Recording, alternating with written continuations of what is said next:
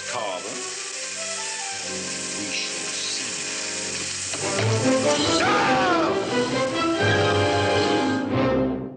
Lost in Space is a show that never got a proper ending. At the time of its cancellation in 1968, the biggest audience was kids, and they had to have the rug yanked out from under them as they found out that their favorite show was not coming back. Bill Mumy was a kid too. Instead of getting a call to go in for wardrobe for the next season, I got a call from my agent telling me the show had been canceled.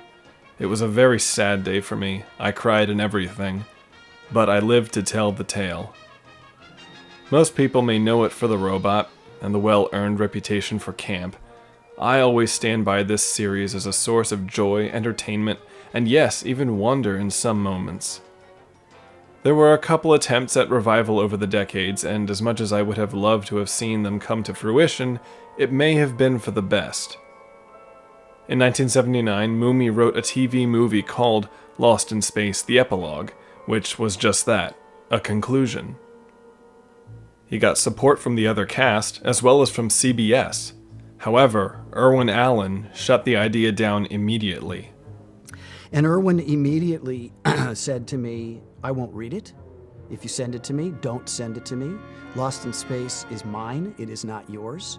If I decide I ever want to return to Lost in Space, it will be my idea, my script, or I will have that script written by whoever I want it to be written by. There are only a handful of plot lines that logically will work for that project, so I will not read whatever you send me because I won't use it. And he just said to me, and he really did, this is exactly what he said to me, if I ever decide to do a Lost in Space project, and if I want you to be a part of it, I will call your agent. Click. Irwin Allen himself tried multiple times to get a Lost in Space movie made, but never did. In 2001, Lost in Space: The Voyage Home was a pilot all set for production with NBC, and would have featured all the surviving cast. It also never happened. The death of Jonathan Harris in 2002 rendered the project unworkable. No Dr. Smith, no Lost in Space. He literally died with the script on his lap. I have that copy, with his notes in it, which is precious, and it was heartbreaking. I found it heartbreaking too, learning of the deaths of Jonathan Harris and Guy Williams. It may sound odd, but for a fan who grew up watching them, these actors felt like relatives. And it was more than evident that they all shared a familial camaraderie on screen and off. Take their 1983 appearances on Family Feud, the only time any of them got to see Guy Williams again before his tragic death in 1989. In the 90s, for the 25th and 30th anniversary reunions, the cast finally got together again and rediscovered that warmth they'd shared. It was a great feeling because everybody was comfortable and it was like this extended dysfunctional family coming back for a bar mitzvah or a wedding, and everybody got along great. Also, during the 90s, Lost in Space went through a renaissance thanks to Kevin Burns, who worked in marketing at 20th Century Fox. He not only got the cast back together, but directed a documentary about Irwin Allen, in which the Jupiter 2 set was reconstructed. This was another on-camera reunion. In 1998, Burns directed and produced Lost in Space Forever, a reminiscence about the show by the cast and crew. Notably, it featured a skit that was the closest there ever will be to an on-camera continuation of the show. Well done, William. Bravo. As for you, you Neanderthal ninny, prepare my belongings. Bad form to keep the welcoming committee waiting, you know. Of course, unless you consider the film table reading of Mumy's Lost in Space: The Epilogue screenplay. This was produced along with the 2015 Blu-ray set and features the surviving cast members, along with other actors like Veronica Cartwright, filling in for those who could not be there. It's a fun and enjoyable show, and I can't think of anything else like it really besides a radio play. It even incorporates music from the series to enhance the experience. The reason this show has not died the death of overexposure that such series like Star Trek and Star Wars have suffered is that, ironically, it had never been given a proper conclusion or continuation. There was always nostalgia for it, and there still is, but that hasn't resulted in sad, forced sequels masquerading as true continuations. we were spared those. A Netflix reboot came and went, also only getting 3 seasons. As for the quality of it, I can't speak in detail because it didn't appeal to me. However, in the beginning of the show, Bill Mumy makes an appearance, not as Will Robinson, but as Dr. Zachary Smith, and is promptly killed off and replaced by a woman analog of the character.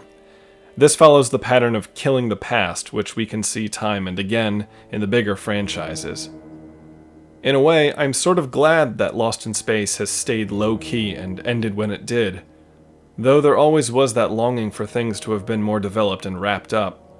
Marta Kristen, interviewed in List Fan number 4, said, "I was sorry because I felt that the family had never been developed the way they should have been.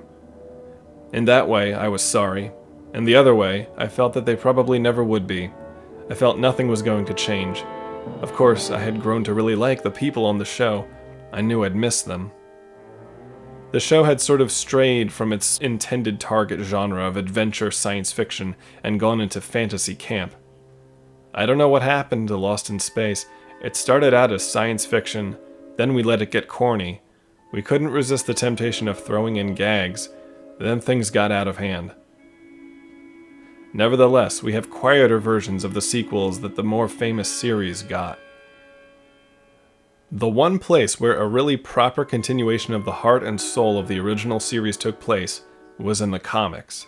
Surprising, since film and TV tie-in comics often strike one as an afterthought. Of course, there are standout exceptions to this, but mainly licensed title comics fail to make any sort of impression. Not so with this series. It was made with the writing contribution of Bill Mumy, an accomplished writer to his credit. This series triumphs in leaps and bounds where other such comics sputter into obscurity.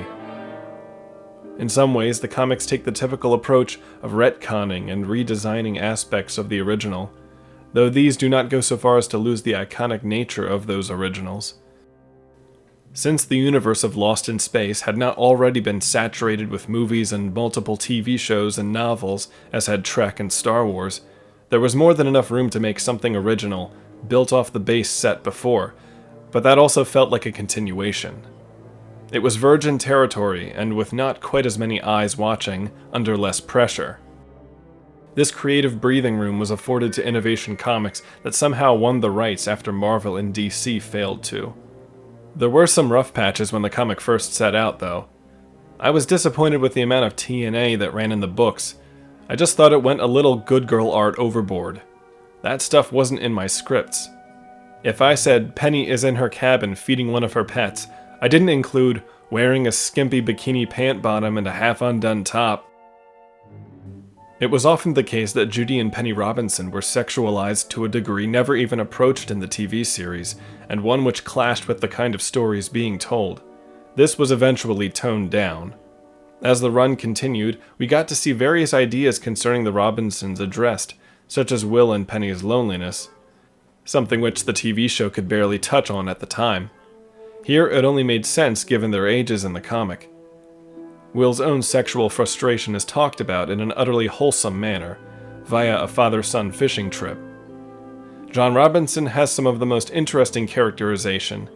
In the show, John is shown to be a confident, patriarchal leader, occasionally spiritual in the early episodes. This quality is further developed in the comic. In the issue that gives backstory to his and Maureen's relationship, John's convictions are made evident, but never are they made ridiculous. A rarity for such a comic in the 90s. And this faith is an important part of his character.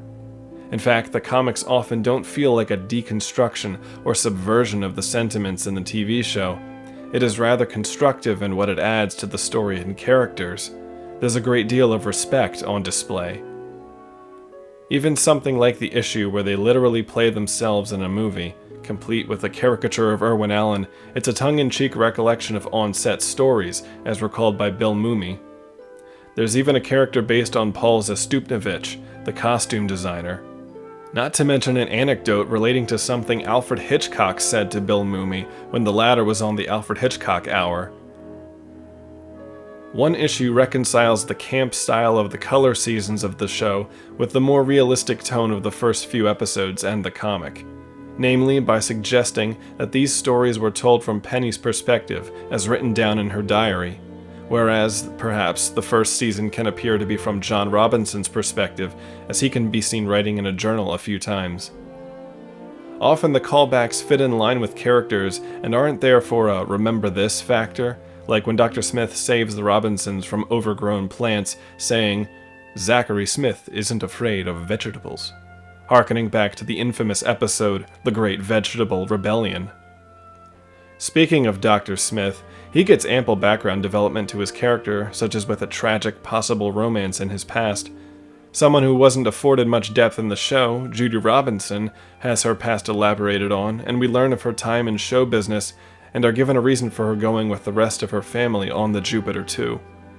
As is necessary, a clear villain was established with the Aeolians. They were the original faction who put Dr. Smith up to the sabotage job originally intended to stop the Jupiter's mission. Calling Aeolis 14 Umbra. Aeolis 14 Umbra. The comics were selling very well, and the story clearly was leading towards something. And as for the second year of the Lost in Space comics, much can be said. It was originally planned out as a 13-issue series, having been scripted by Moomy, with wonderful art by Michael Dukowitz.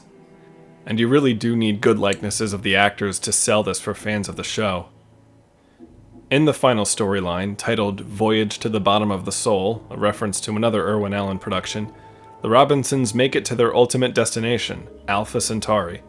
They're ambushed by the Aeolians and forced into being guinea pigs to test an ancient teleportation machine.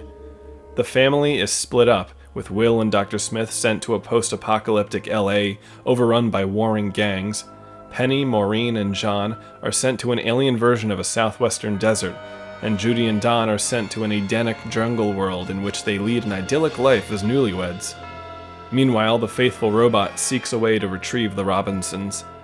It's all engaging, and what was being done with the characters and the moments they were having was really satisfying.